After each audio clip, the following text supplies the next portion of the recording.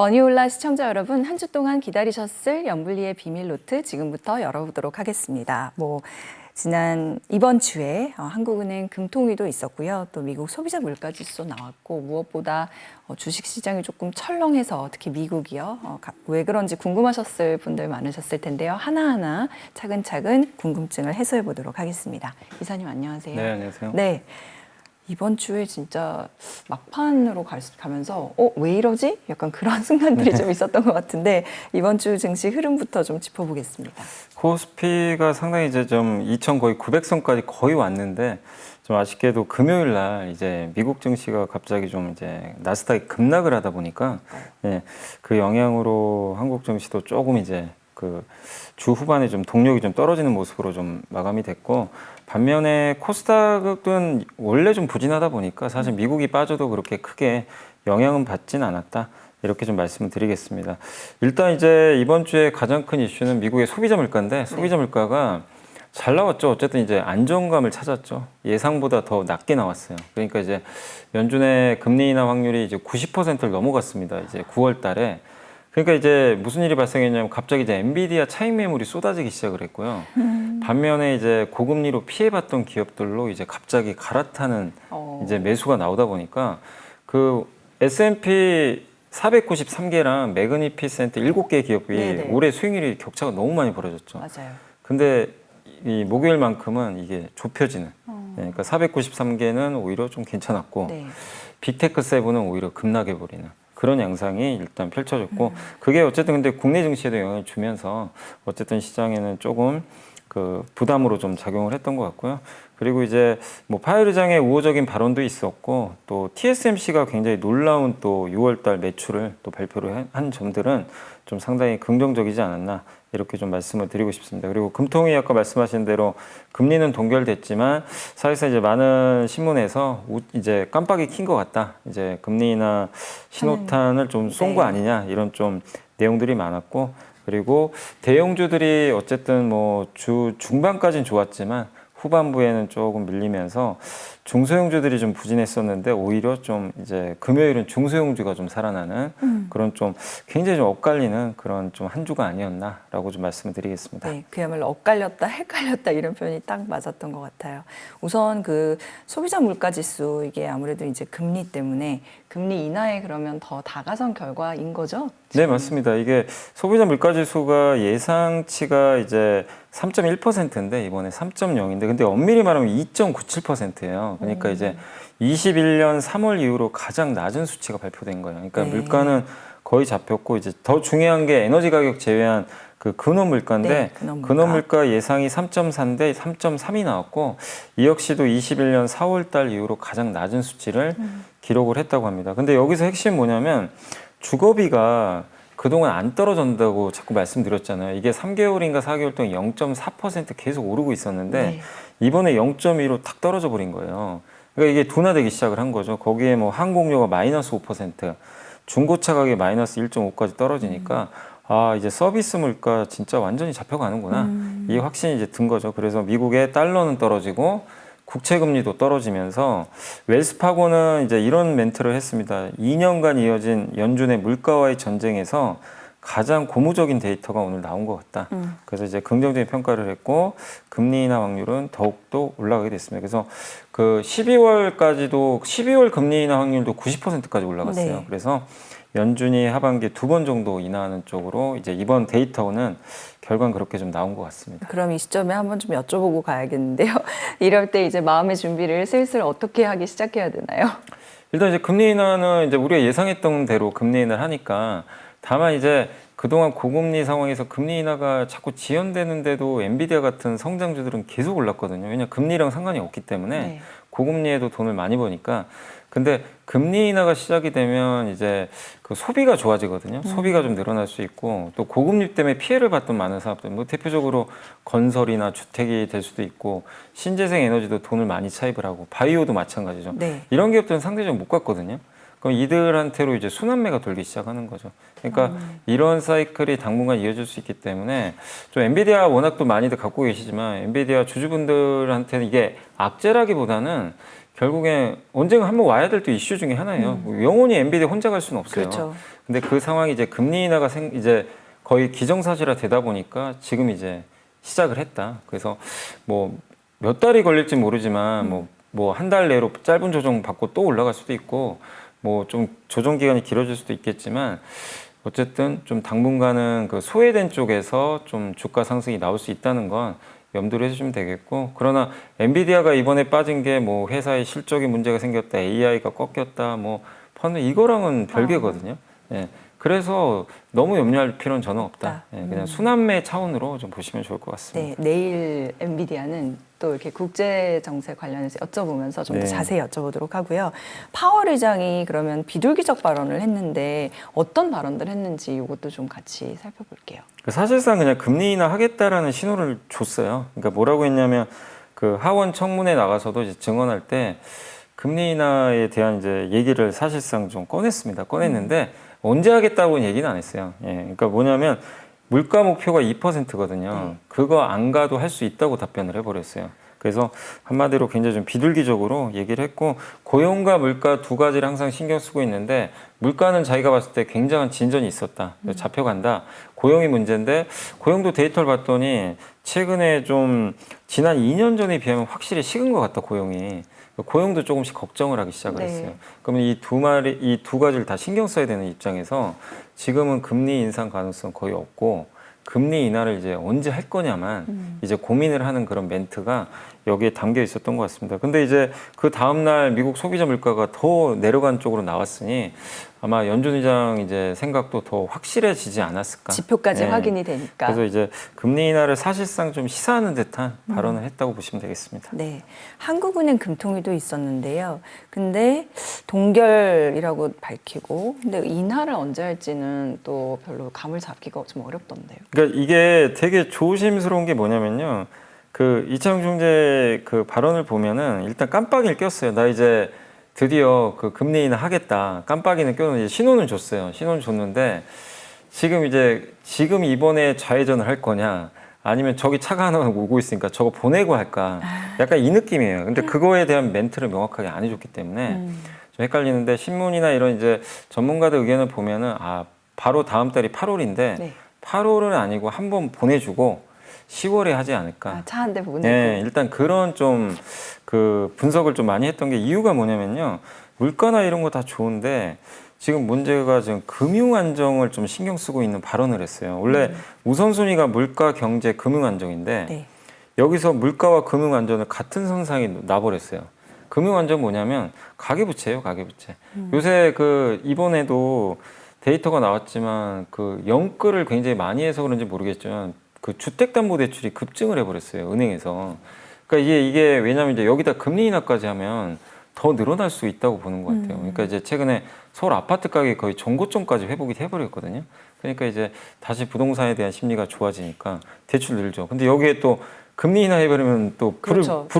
예, 그러니까 이제 그걸 고민하는 거예요. 근데 그것만 아니면 제가 봤을 때는 8월에 인하하는 게 거의 확정적이었다고 보는데, 일단 이제 이 부채에 대한 좀 가계부채 워낙 많으니까 이거 신경을 쓰고 있기 때문에, 그래서 저도 8월에 하지 않을까 싶긴 했는데 어쨌든 좀 지금 분위기로는 10월 정도에 아마 선택을 하지 않을까. 그래서 하는 속도는 조금 늦어질 수 있지만 방향성 확실히 깜빡이 켰다. 그래서 한국은 10월 달 금리 인하 가능성에 좀 주목을 할 필요는 있는 것 같습니다. 우리나라는 10월 금리 인하 가능성에 주목, 미국은 9월. 네. 일단 네, 알겠습니다. 좀 더 지켜보도록 하고요. 그리고 이제 초반에 미국 증시가 마지막에 그러니까 M7 중심으로 흔들렸다 얘기했기 때문에 이거 좀 짚어가고 싶은데, 이게 사실 어떻게 보면 진짜 예상치 못했. 이렇게 잘 네. 가다가 갑자기 흔들한 거잖아요. 그래서 그러면은 이렇게 갑자기 흔들린 이유 조금 더 자세히 알아보고 싶고, 또 테슬라는 로보택시 이거 공개 연기했더라고요. 네, 같이 맞습니다. 좀 짚어볼까요? 일단 이제 그 최근에 빅테크가 잘 달리다가 이제 미국의 소비자 물가가 이제 그게 원인이 됐죠. 그게 오히려 너무 좀 긍정적으로 나오다 보니까 금리 인하가 확실해지면서 이 약간의 소외주들이 좀 상승하고, 기존에 엔비디아 갖고 있던 분들 입장에서는 이게 대안이 없으니까 갖고 있었거든요. 근데 이제 대안이 생겨버린 거죠. 금리나 수혜주도 한번 봐볼까? 왜냐 엔비디아가 누가 봐도 많이 오른 건 다 인정을 하시잖아요. 그렇죠. 그러니까 이 상황에서 더 가기는 당장은 좀 부담스러웠는데, 근데 이거 팔고 살 게 없는 거예요, 사실은. 근데 그 빌미가 제공돼 버린 거예요. 그래서 이제 일부를 팔아버린 거죠. 팔고 저 바닥에 있는 이제 소외주로 넘어간 거죠. 네. 그래서 그 현상 때문에 지금 미국에 이건 엔비디아만의 문제가 아니라 뭐 애플, 마이크로소프트, 메타도 그날 한 4% 가까이 급락했거든요. 그러니까 전체 빅테크 매그니피센트 7개 기업에 해당되는 공통된 상황이다. 이렇게 보시면 되겠습니다. 그래서 요거는 언젠가는 한번 와야 될 이슈이기 때문에 이거를 너무 이상하다고 생각하지 마시고 좀 받아들이시는 게 좀 중요하다 이렇게 보여지고, 다만 이 조정 기간이 짧냐 길어지냐 요거에 좀 관건이에요. 근데 그거는 2분기 실적이 결정을 할 겁니다. 어닝 시즌. 네, 이제 어닝 시즌 시작이 되니까 네. 그걸 보고 생각보다 또 실적 괜찮으면 또 금방 회복이 될 거고, 빅테크 세븐 중에 얘는 생각보다 실적이 좀 별론데 이러면 이제 오래 가요. 조정이 좀 길어질 수도 있어요. 그래서 남은 거는 이제 2분기 실적이 좀 변수가 될 수 있다. 이렇게. 그래서 당장 너무 걱정하실 필요는 없다. 이렇게 말씀드리고 싶고. 근데 문제는 테슬라인데 잘 가다가 갑자기 로보택시 원래 8월 8일 날 날짜까지 찍어서 제가 일론 머스크가 그런 얘기한 건 처음 봤거든요. 아시겠지만 항상 연기하기로 유명하잖아요. 뭐 이날 하겠다 그러면 1년으로 미루기도 하고. 않죠, 예. 근데 이번엔 기대했던 게 날짜를 8월 8일로 찍어버렸어요. 그러면 뭐 8월 언제쯤 하겠습니다 이게 아니라 2분기 어느 정도에 할게요 이랬으면은 또 연기할 수도 있겠구나 이랬는데 8월 8일로 찍었기 때문에 할 줄 알았는데 언론 보도가 나왔습니다. 10월로 연기할 수도 있다. 근데 이건 이제 일론 머스크가 아직 직접 공식적인 답변을 안 했기 때문에 알 수는 없는데 언론 보도가, 그러니까 누군가 내부자가 노출을 했겠죠. 네. 한 것 같고. 그래서 10월로 연기됐는데, 다만 이게 연기니까 뭐 이게 이벤트가 소멸되는 건 아닌데 시장은 8월까지 기대를 하고 있었는데 그 기대감이 일단 좀 꺾였잖아요. 그럼 당연히 팔고 싶은 사람 팔아버리거든요. 그래서 테슬라 주가가 이제 다시 약세 시작이다 이렇게 보실 필요는 없지만 조금 조정이 좀 당분간 이어질 수 있는 좀 약간의 단기 불확실성 정도 이렇게 생겼다라고 좀 보시면 되겠고, 그만큼 로보택시 만든다는 게 좀 생각보다 그렇게 만만치는 않다라는 걸 좀 보여주는 것 같습니다. 네, 약간 리와인드 며칠 해서 보면은요, 이게 사실 그 전까지였으면 애플, 테슬라는 어떻게 보면 주가가 연일 강세였다. 네. 오히려 매출 성장 이런 게 둔화 중인데도, 그래서 그때는 왜 주가가 올랐을까요? 그러면? 그때 오른 건 이제 명확하게 기대감이죠, 기대감. 왜냐하면 이제 애플은 9월에 아이폰 AI 탑재돼서 나오니까 또 교체 사이클도 잘 되겠지. 네. 이 기대감이 명확하고, 또 거기다가 테슬라는 기대도 안 했던 전기차 판매가 생각보다 좋은데다가 로보택시 공개하죠. 중국에서 지금 사업 잘하고 있죠. 중국 리창 총리랑도 굉장히 사이가 좋더라고요. 그래서 중국에 자율주행하는 거 되게 어렵거든요. 중국 가가지고 외국 기업이 그 지도 데이터 받아야 되는데 중국이 줄 리가 없잖아요. 그렇죠. 보안인데. 그렇죠. 근데 그것까지 획득을 하게 됐고 관용차 등록까지 해줬어요. 중국에. 그러니까 이제 중국에서 판매 잘 되겠지. 이 기대감이 붙어서 이제 간 건데, 다만 이제 이 중에 하나 로보택시가 이제 갑자기 어긋난 거죠. 그래서 좀 빠지는 건데, 그래서 이제 이런 기대감들이요. 어쨌든 이제 테슬라 주가에도 뭐 좋게 작용을 했다라고 보고 있습니다. 네, 좋습니다. 국내 이슈도 좀 짚어보겠습니다. 이번 주에 되게 큰 이슈였던 것 중에 하나가 이재명 민주당 전 대표가 금투세 유예 발언을 한 거잖아요. 네. 근데 이거 만약에 정말 금투세 유예가 될 가능성이 크다면 코스닥도 부진했는데 좀 살아나게 될까요? 일단 유예가 만약에 확정되면 코스닥은 저는 굉장히 좋아질 가능성이 높다고 봅니다. 왜냐하면 코스피가 오르는 과정에서 굉장히 못 올랐거든요. 완전히 소외받았고 거래도 많이 줄었고요. 실제 개인 투자분들도요, 코스닥보다는 코스피로 갔어요. 그러니까 나는 미국 하기 싫은 분들도 있으니까 차라리, 왜냐하면 금투세 영향은 상대적으로 코스피는 적거든요. 외국인이 많이 갖고 있기 때문에. 네.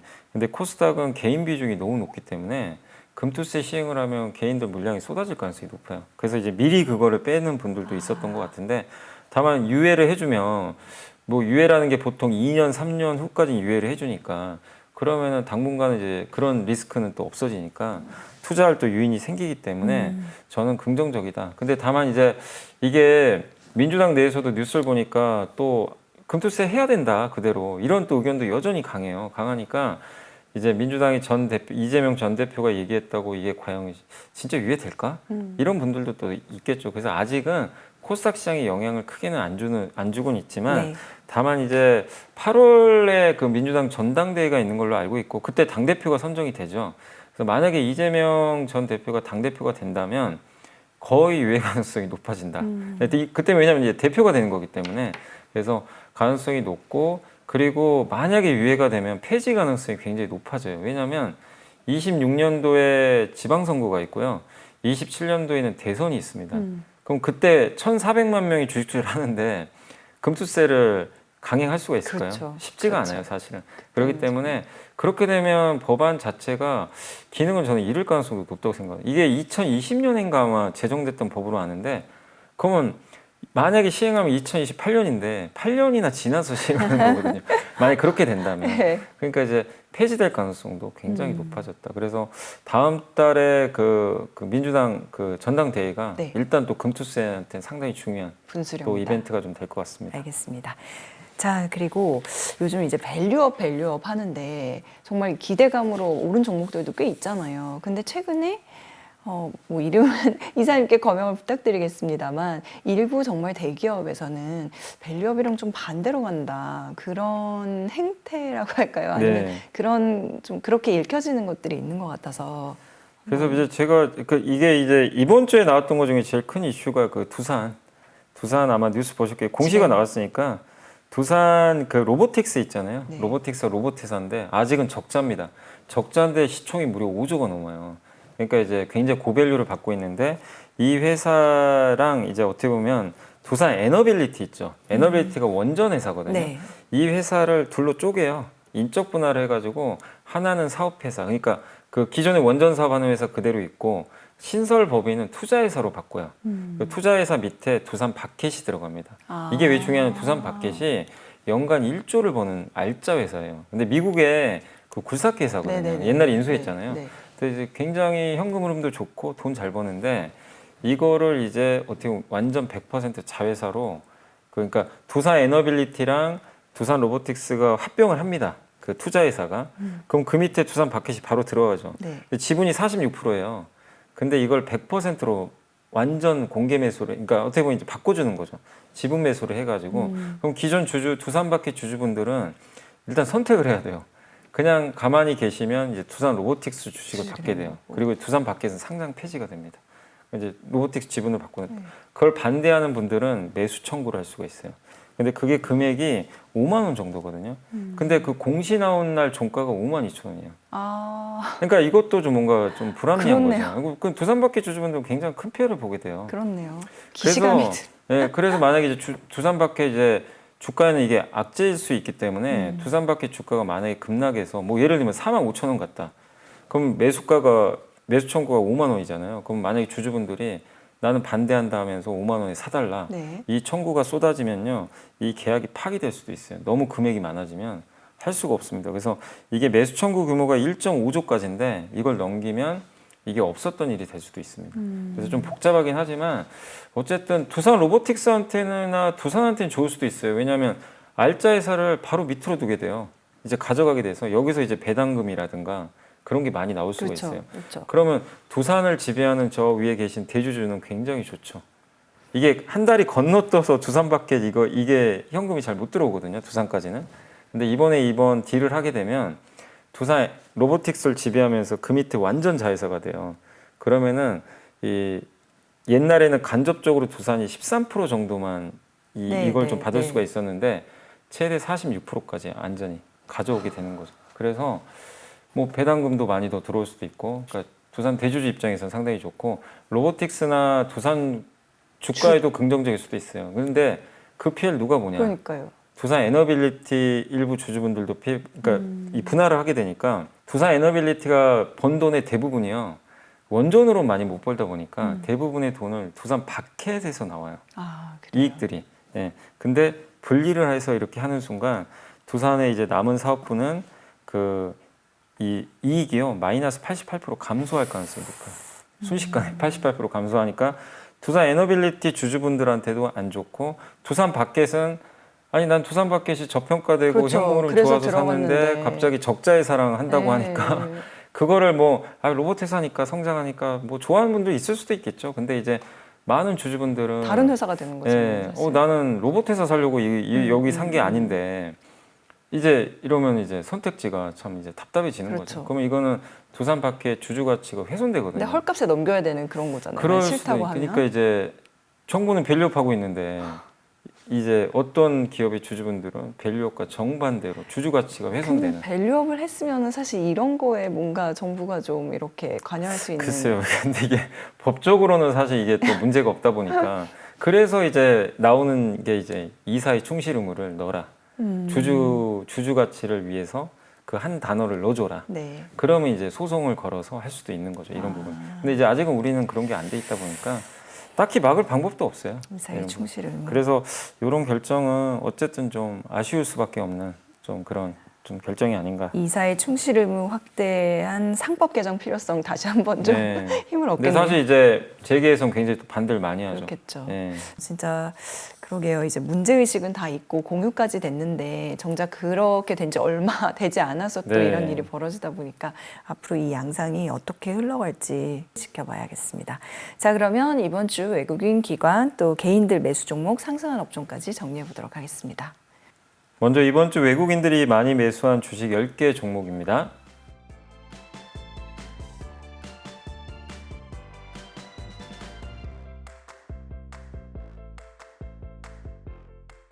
이번에는 기관들이 이번 주에 많이 담은 10개 종목을 알아보겠습니다.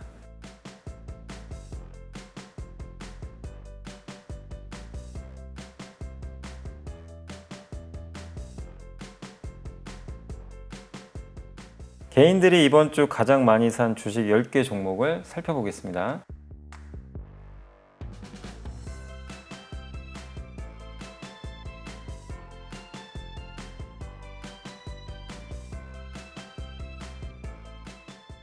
이번에는 이번 주 상승한 10개 업종을 살펴보겠습니다.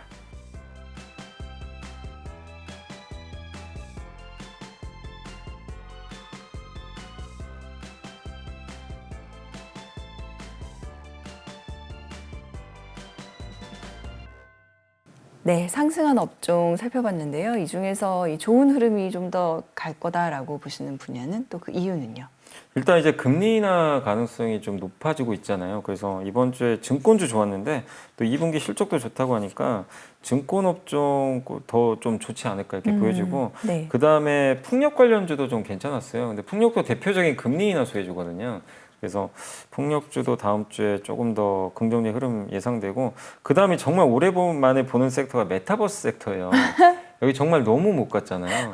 근데 이제 여기도 대표적인 금리가 낮아지면 좋은 섹터입니다.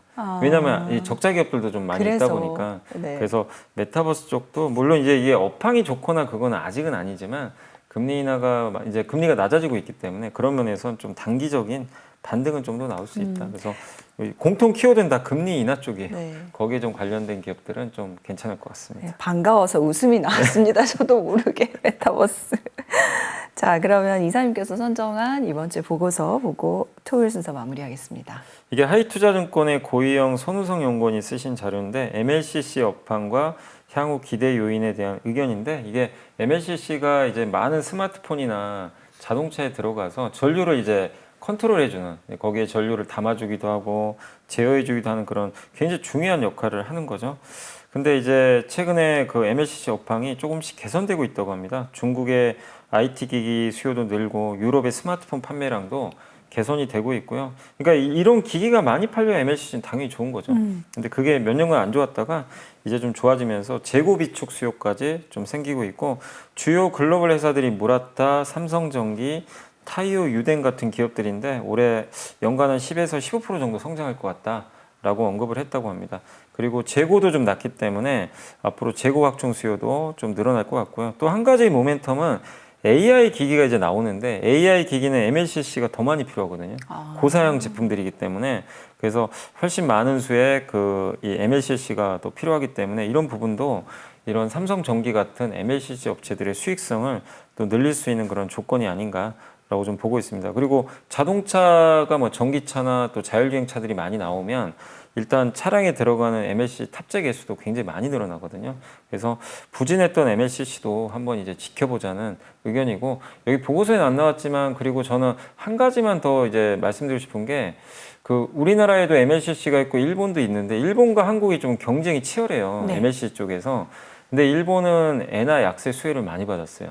근데 지난 이제 그 목요일 날 미국의 소비자 물가 지수가 발표되고 무슨 일이 발생해? 엔화가 강세로 바뀌어 버렸어요. 달러가 급락하고. 그게 뭐죠? 엔화가 당분간 좀 올라갈 수도 있거든요. 근데 엔화가 강세면 일본과 경쟁하는 기업이 좀 유리합니다. 그동안 좀 피해를 본 거죠. 네. 그래서 MLCC가 또 대표적으로 일본과 경쟁이 심해요. 그래서 그런 부분도 좀 긍정적이지 않겠냐. 그래서 그러네요. MLCC도 한번 좀 지켜보시면 좋을 것 같습니다. 네. 자, 이렇게 해서 연블리의 비밀 노트 토요일 순서 마무리하고요. 내일은 또 이제 중반으로 넘어가는 7월의 다음 주 증시 알아보도록 하겠습니다. 고맙습니다. 구글 마이크로소프트가 연간 100억 달러씩을 벌어도 5천억 달러가 부족하다는 거예요. 이걸 매출을 메꾸려면. 야, 이거 진짜 거품 아닌가? 이렇게 그 남은 돈을 이만큼 벌 수 있는 건가? 근데 많은 분들이 걱정하는 게 그거예요. 엔비디아만 좋은 일 하는 거 아니냐. 엔비디아 돈 버는데 왜 AI로 서비스하는 기업을 돈을 많이 못 벌고 있냐. 근데 아직 시장이 안 열렸어요. 지금 미국에서도 AI 쓰는 기업이 5%밖에 안 돼요.